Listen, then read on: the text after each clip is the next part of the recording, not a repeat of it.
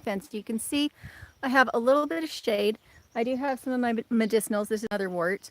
And it's not a huge shady spot.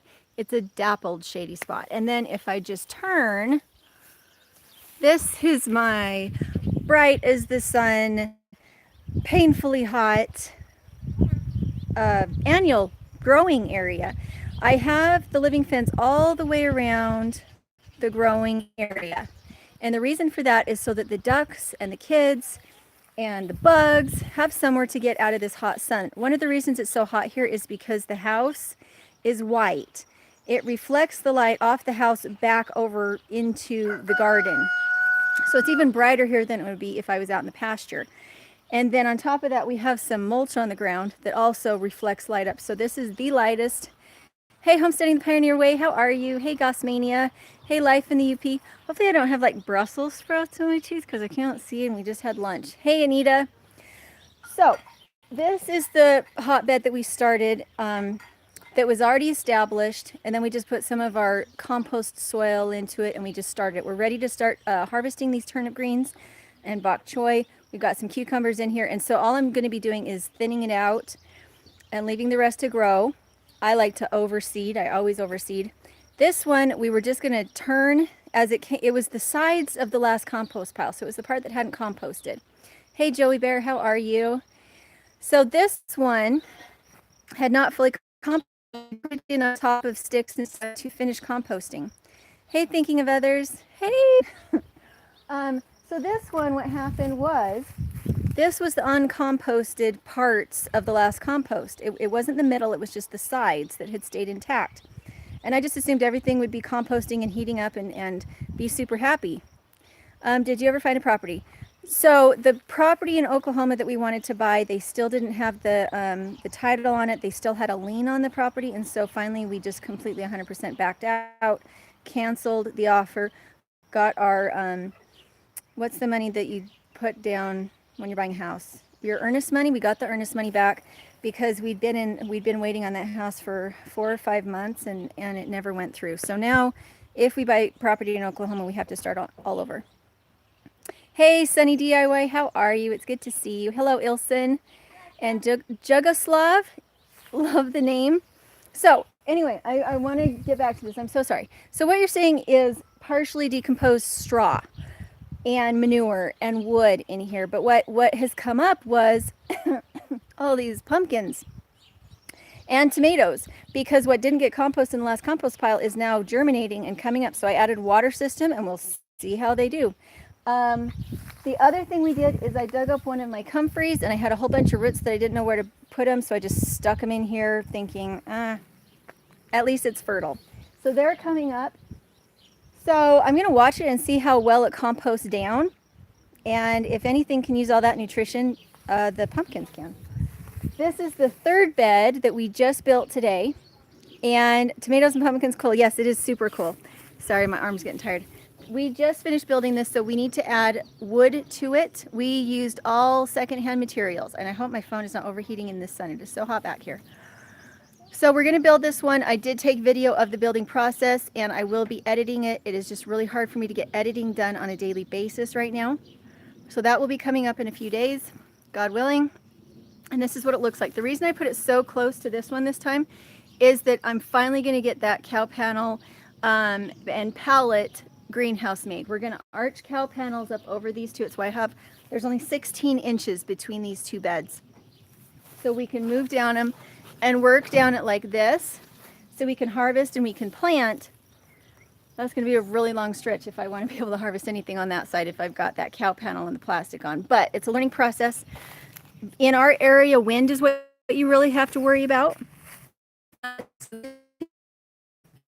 Cut out of our fence line for our raised beds. Yeah, anything works. I found after multiple tries trying to figure out how to make a really good raised bed, I found that I have to put tin on the inside, and what that does is it keeps my subpar lumber from deteriorating too quickly.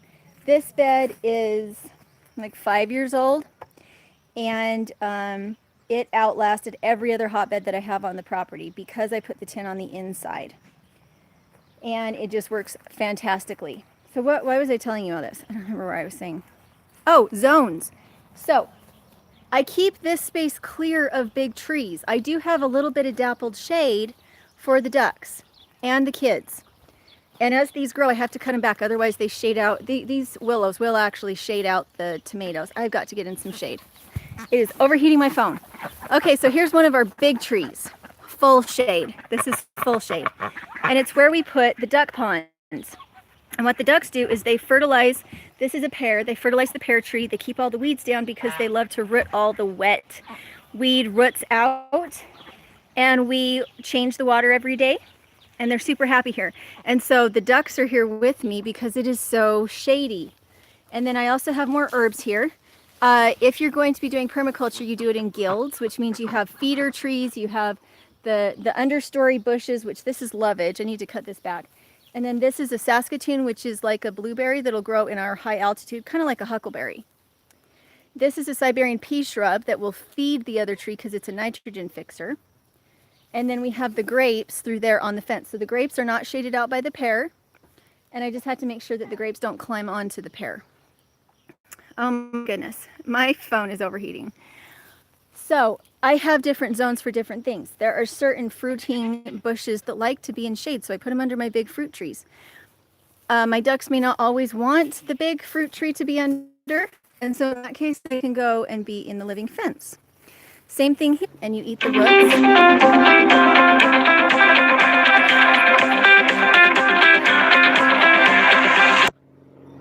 I'll call you back. Okay, so I've got raspberries in here that the bees are absolutely loving. They are not underneath the big tree. They have plenty of sunlight coming through there. But I could add more trees here because none of these have much. So if I wanted to put in more annual garden, it would work there. Okay, over here. So here I have two more full shade spots. And this is where I have blackberries and more raspberries. They don't mind a little bit of shade, and it's not like dark shade, but I have those out in the back pasture so that my geese can get inside something shady, and and we have their pond right there underneath the shade, and we move the pool in between each of the fruit trees. So can you guys see the fruit trees? Those are mulberries. So we have mulberries, and then we have lots and lots of Nanking cherries. There's a regular cherry, and then in the back we have autumn olive and aronia. And we just move the pool. We dump the dirty goose poop water in between, and then we move the pool and we fill it up again. And that way they're fertilized, they're weeded, they're happy, the geese are happy. And here's my I have two more full shade spots. So this is where the rabbits stay. And I'm trying to get new tin onto them. These are two rabbit hutches. I need to finish this one up. And they stay underneath the crabapple, which is full shade. We have the cutest kittens. And so this was a grow out pen, and you see it is in full shade. And then this is a grow out pen, and it is in full shade. They both need really repaired really badly. And then I have full sun, and this is where strawberries grow. Full sun, strawberries. Full sun, full sun, full sun, garlic. And then full sun, raspberries. And so it's not that you're trying to turn your whole property into this food forest that is full forest. It's that you have varying degrees of forest. You have varying degrees of shade and varying degrees of understory. But it's very, very, very, very, very important if you're going to do... Oh, you guys are so cute. We have such a good mama. We have 4 kittens. Don't step on her. She's going to be worried you're going to step on her. Make sure she knows you can trust her by staying back. We thought these guys were lost. Yeah. Then we found out that she had hid them in the compost. She did. She hid them in the compost. How much property do you have currently? So this property is 1.5 acres. It is intensively farmed, gardened, whatever. Green. We work in certain spots. In other spots, we just let it go. But as far as the food forest, the food forest is directly right around the house, and then we have all the pastures out back and the greenhouse out back. But you can see I have quite a bit of space that is in full sun that is just mulched. It's probably a waste, because anywhere that you have full sun, that is a great place to do annual crops. But Anywhere that you bring water for annual crops, you're encouraging weeds. And so I prefer to kind of limit it. This is the kids' playhouse and the chicken coop. The coop. So anyway, what I wanted to say was when you're doing your permaculture, leave spaces that are completely open, because the more sun you can give these plants that are your annuals, the faster, the better they'll grow. And then make sure you have other spots that allow you to be comfortable, allow your animals to be comfortable so that they can come out and take care of the weeds, so they can take care of the bug pests. If I just had full bright sunlight out here, my animals wouldn't be coming out and messing with the mulch at all, because it would be too hot for them. So again, these are our bok choy, radishes. Oh, we got all sorts of stuff sprinkled in here, but I gotta get in the shade. It's so hot. And then over here, I could definitely do more grapes over here, and they'd probably really like it along the fence line. Right now I'm just prepping it by having lots of comfrey in there. So let's see, were there any other questions? No goats. No, I do have goats. They're back there. We keep them in the backyard here in the winter underneath the deck. But can you see some of them? She's right there. And then we have 3 more out there too. And she's in her shelter. They're in the back pasture. Stephanie Davis said, my ducks are spoiled. How do you get your ducks to feed on bugs, not grain? So my renter's the one who taught me this. Is she'll bring out like a couple cups of grain in the morning so that they get grain.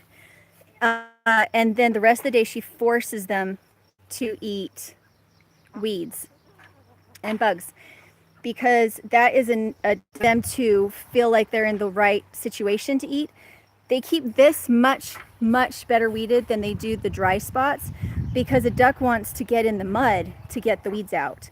They want to get in the mud to get the bugs out.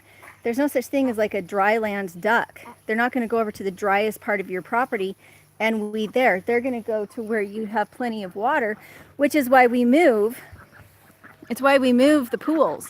We move the pools to the next set, so they'll eat all the weeds there, but they won't eat it until it's wet.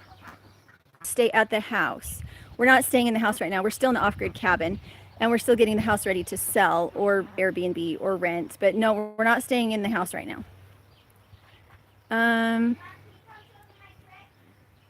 Anita said, loan some goats. Our goats have never been big on eating Russian thistles. I hear donkeys are better about that. Thinking of others, thank you. Thank you for saying like, everybody. Hey, McClendon. I don't know how do I turn you into a moderator? I don't know. I wish I was better at this.